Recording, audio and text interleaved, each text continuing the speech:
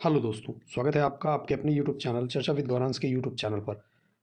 अब चर्चा with Gauransh YouTube channel आपके लिए लगातार प्रतियोगी परीक्षाओं संबंधी जो जीके और जीएस के सेक्शन के क्वेश्चन आते हैं, उन सारे क्वेश्चंस की एक विशेष श्रृंखला लेकर के अब आपके साथ आता रहेगा। अब आपको डेली चर्चा विद गौरांश यूट्यूब चैनल पर जीके और जीएस का डेली डोज यानी 20 क्वेश्चन डेली आपको प्रोवाइड कराए जाएंगे, जो कि आपकी परीक्षा की दृष्टि से महत्वपूर्ण होंगे। तो चलिए शुरू करते हैं आज के इस वीडियो को। और आज के इस वीडियो में हम देखेंगे भारत का प्राचीन इतिहास। तो चलिए शुरू करते हैं। पहला क्वेश्चन यहाँ पर दिया है, हड़प्पा सभ्यता का सर्वाधिक मान्यता प्राप्त काल कौन सा था। तो मैं आपको यहाँ पर बता देना चाहता हूँ कि हड़प्पा सभ्यता का जो मान्यता प्राप्त काल था वो 2500 ईसा पूर्व से लेकर के 1750 ईसा पूर्व तक था, यानी बी ऑप्शन आपका बिल्कुल करेक्ट हो जाएगा। चलिए आगे चलते हैं, आगे देखते हैं।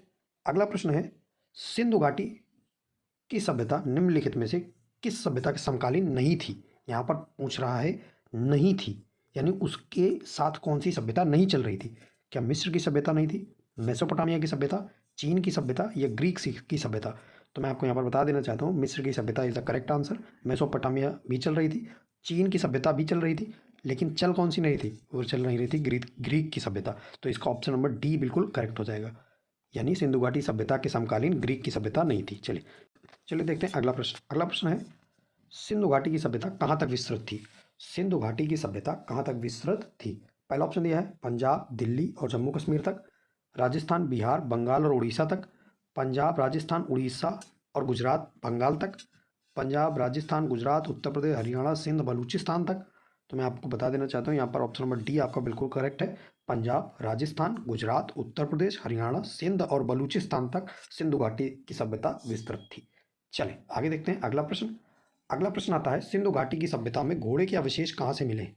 सिंधु घाटी सभ्यता में घोड़े के अवशेष कहाँ से मिले हैं। तो घोड़े के अवशेष क्या सुरकोटदा से मिले हैं, वड़ावली से मिले हैं, लोथल से मिले हैं या कालीबंगा से मिले हैं। तो यहाँ पर मैं बता देना चाहता हूँ कि जो सिंधु घाटी सभ्यता में घोड़े के अवशेष हैं वो सुरकोटदा से मिले हैं। ऑप्शन नंबर ए आपका बिल्कुल करेक्ट हो जाएगा। चलें आगे देखते हैं अगला प्रश्न। अगला प्रश्न है, सिंधु घाटी सभ्यता में कालीबंगन किस प्रदेश में है। सिंधु घाटी सभ्यता में कालीबंगन किस प्रदेश में है। क्या राजस्थान में है, गुजरात में है, मध्य प्रदेश में है या उत्तर प्रदेश में है। तो यहाँ पर बता देना चाहता हूँ ये जो कालीबंगन स्थान है ये आपका राजस्थान में पड़ता है, ये राजस्थान में। तो ऑप्शन नंबर ए आपका बिल्कुल करेक्ट हो जाएगा। चलिए आगे देखते हैं अगला प्रश्न। अगला प्रश्न है, निम्नलिखित में से किस पदार्थ का उपयोग हड़प्पा काल की मुद्राओं के निर्माण में किया जाता था। क्या सिलखड़ी का यूज़ किया जाता था, कांसा का यूज़ किया जाता था, तांबा का यूज़ किया जाता था या लोहे का यूज़ किया जाता था। तो मैं आपको बता देना चाहता हूँ कि हड़प्पा काल की मुद्राओं में एक पदार्थ, एक सब्सटेंस होता है जिसको बोलते हैं सिलखड़ी, इसका यूज़ किया जाता था, सिलखड़ी का। चलें आगे देखते हैं अगला प्रश्न। अगला प्रश्न है, हड़प्पा काल किस युग की थी। हड़प्पा काल की सभ्यता किस युग की थी। क्या कांस्य युग की थी, नवपाषाण युग की थी, पुरापाषाण युग की थी या लौह पाषाण युग की थी। तो मैं आपको यहाँ पर बता देना चाहता हूँ ये जो हड़प्पा सभ्यता है ये कांस्य युगीन सभ्यता के नाम से भी जानी जाती है, इसलिए यहाँ पर कांस्य युग बिल्कुल करेक्ट आंसर हो जाएगा। चलें आगे देखते हैं अगला प्रश्न। अगला प्रश्न है, सिंधु घाटी सभ्यता के लोग, सिंधु घाटी सभ्यता के लोगों का मुख्य व्यवसाय क्या था। यानी सिंधु घाटी सभ्यता के लोग कौन सा व्यवसाय करते थे। क्या वो व्यापार करते थे, पशुपालन करते थे, शिकार करते थे या कृषि करते थे। तो सिंधु घाटी सभ्यता के लोग व्यापार करते थे, यहाँ पर व्यापार करेक्ट आंसर हो जाएगा। ऑप्शन नंबर ए आपका बिल्कुल करेक्ट हो जाएगा। चलिए अगला प्रश्न देखते हैं। अगला प्रश्न है, हड़प्पा सभ्यता के निवासी थे, हड़प्पा सभ्यता के निवासी कैसे थे। क्या ग्रामीण थे, शहरी थे, यायावर यानी खाना बदोशी नोमैडिक या जनजातीय थे। तो मैं यहाँ पर बता देना चाहता हूँ आपको कि ये जो हड़प्पा सभ्यता के निवासी थे ये शहरी थे। ऑप्शन नंबर बी आपका बिल्कुल करेक्ट हो जाएगा। चलें अगला प्रश्न देखते हैं। अगला प्रश्न है, अगला प्रश्न है, सिंधु घाटी के घर किसके बनाए जाते थे।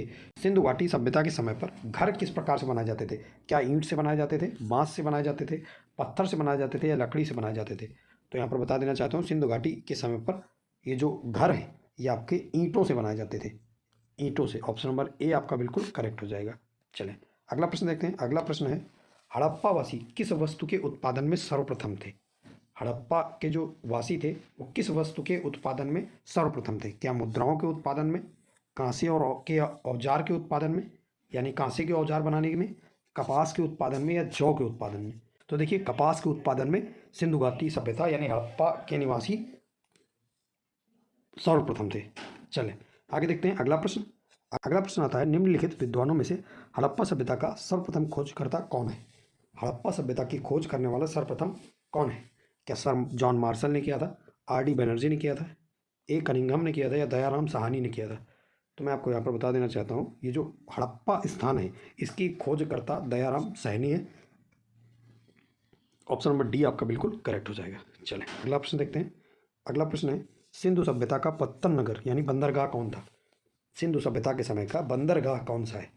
कालीबंगन, ये राजस्थान का प्रदेश है, लोथल, ये रोपण, या मोहनजोदाड़ो?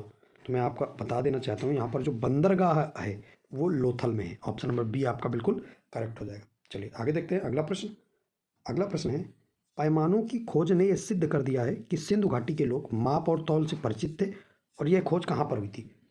क्या माप और तौल के परिचय की खोज कालीबंगन में हुई थी, हड़प्पा में हुई थी, चहुदड़ी में हुई थी, या लोथल में हुई थी? तो इस माप और तौल के परिचय की खोज लोथल स्थान पर मानी गई है कि लोथल स्थान पर हुई थी, इसलिए ऑप्शन नंबर डी आपका बिल्कुल करेक्ट हो जाएगा। चलिए आगे देखते हैं अगला प्रश्न। अगला प्रश्न है, हड़प्पा कालीन समाज किन वर्गों में विभक्त था? हड़प्पा कालीन का समाज किस टाइप से विभक्त था? शिकारी, पुजारी, किसान और क्षत्रिय के रूप में, विद्वान, योद्धा, व्यापारी और श्रमिक के रूप में, ब्राह्मण, क्षत्रिय, वैश्य और शूद्र के रूप में, राजा, पुरोहित, सैनिक या शूद्र के रूप में? तो देखें, ये जो हड़प्पा काल का समाज था ये शिकारी, पुजारी, किसान और क्षत्रिय के रूप में नहीं था, ब्राह्मण, क्षत्रिय, वैश्य, शूद्र नहीं था, राजा, पुरोहित, सैनिक, शूद्र नहीं था, तो था क्या? था विद्वान, योद्धा, व्यापारी और श्रमिक के रूप में। ऑप्शन नंबर बी आपका बिल्कुल करेक्ट हो जाएगा। चलें अगला प्रश्न देखते हैं। अगला प्रश्न है, सिंधु सभ्यता का सर्वाधिक उपयुक्त नाम क्या है?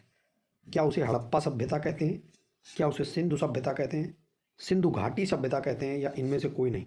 तो देखिए, सिंधु सभ्यता का जो सबसे उपयुक्त नाम है, जो सबसे प्रबल नाम है, वो ये है हड़प्पा सभ्यता। ऑप्शन नंबर ए आपका बिल्कुल करेक्ट हो जाएगा, हड़प्पा सभ्यता।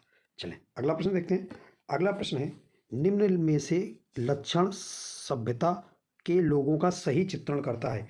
ये कई सारे लक्षण दिए हुए हैं, इनमें से बताना है कि आपको कौन सा सिंधु घाटी की सभ्यता के लोगों का परिचय है।